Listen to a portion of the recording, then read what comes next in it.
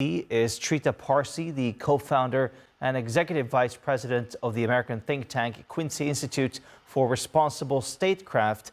Very good to have you on the program, sir. So your institute deals with promoting ideas, moving U.S. policy away from so-called endless wars and towards diplomacy to achieve peace. So given this background, give me your take on Donald Trump's threats here against Iran. Well, as your package made clear, Trump is saying that there is a way out. However, I think a very important detail, both in this case as well as in other cases, is that he's not looking for a reasonable deal. He is looking for a maximalist deal, almost designed to be rejected by the other side. And the demands that have at least publicly been made by the United States are demands that clearly the Iranians are not going to agree to. Whether those are Trump's real red lines or not is a different story, and we probably will not know until the Iranians agree to directly talk to Trump himself, which they so far have refused to do.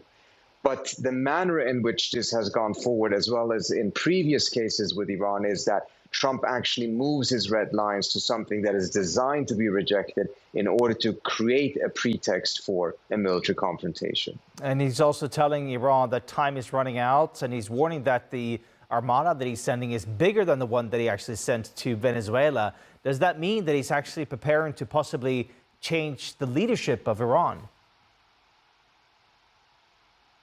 He may very well try to do that, and I think it's very clear that the Venezuelan case and the Iranian case are very, very different.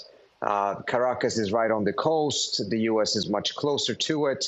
The military operation is far less complex than anything that the U.S. would try with Iran. In fact, there's also the terrible history that the U.S. has, in which in the late 1970s, there was a military intervention aimed to release the American hostages taken by Iranian students, and that ended up in a fiasco with the helicopters crashing in the desert because of the heat. So I think Trump's military planners certainly know that this is a very different operation than anything that did in Venezuela, much, much more difficult. Moreover, the Iranian capability of striking back is far superior to that of the Venezuelans. Trita, one thing that strikes me here is that Donald Trump is talking about Iran making a deal on nuclear weapons. You know, before he was sort of encouraging those protesters on the street, saying help is on its way, keep on protesting. But now it seems that it's all about nuclear. But as you may remember, last summer, Trump said that he had obliterated the Iranian nuclear capabilities of achieving a nuclear weapon. But now he wants Iran to make a deal to stop them from, creating nuclear weapons. Does that indicate that he, in fact, did not obliterate Iran's nuclear capabilities last summer? Well, we know for a fact that he didn't. He certainly did impose significant damage on them, but obliteration is not what happened. Exactly how much the damage was, we don't know, because there has not been any inspection since.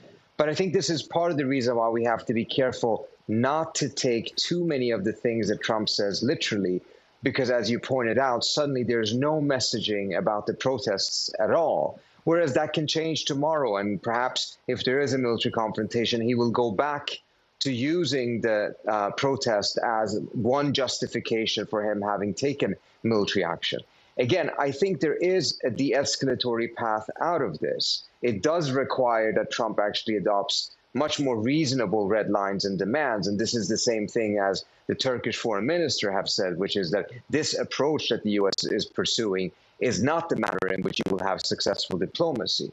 On the Iranian side, at the same time, there is a need to talk directly to Trump rather than having this type of indirect negotiations that are taking place right now, because the only way of actually being able to get Trump to reveal what his real red lines are is if the Iranians talk to him directly, which, again, they so far have refused to do. All right. Trita Parsi from the Quincy Institute, thank you so much for joining us. Thank you.